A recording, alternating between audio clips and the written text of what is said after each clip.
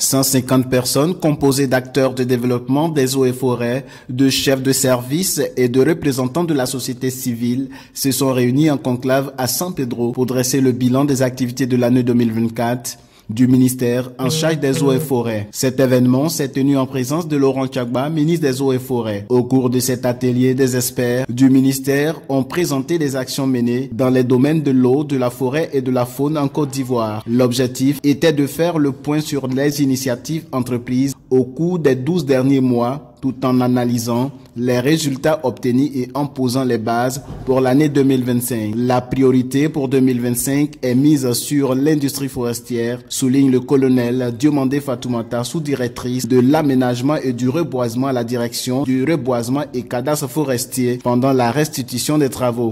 Monsieur le ministre a par ailleurs insisté sur l'importance de la stratégie de valorisation des produits forestiers qui doit être une priorité en 2025 et a exhorté les participants à formuler des recommandations concrètes pour améliorer la gestion forestière et atteindre l'objectif de 20% de couverture nationale d'ici 2030. Le ministre des Eaux et Forêts, Laurent Tchagba, a exhorté les participants à travailler pour clarifier la mission du ministère qui ne se limite pas à la lutte contre la déforestation, mais inclut également la protection et la valorisation de l'industrie forestière.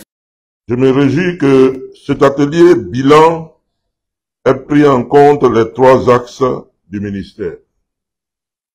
Aussi, faut-il relever que même si, de manière générale, les résultats sont satisfaisants au niveau de la gouvernance de nos 3 axes, beaucoup d'efforts restent à faire en matière de valorisation des produits forestiers.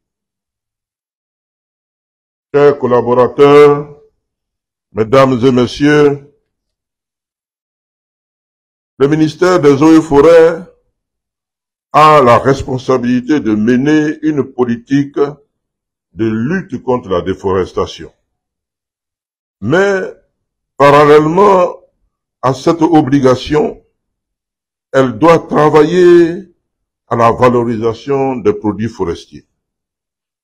Cette valorisation des produits forestiers doit être le moteur de l'industrie de la transformation du bois. Des séances de travaux en plénière ainsi que des visites d'usines de transformation de bois ont permis d'évaluer concrètement les avancées dans le secteur. Cet atelier, qui est à sa 3e édition, a été enrichissant et constructif.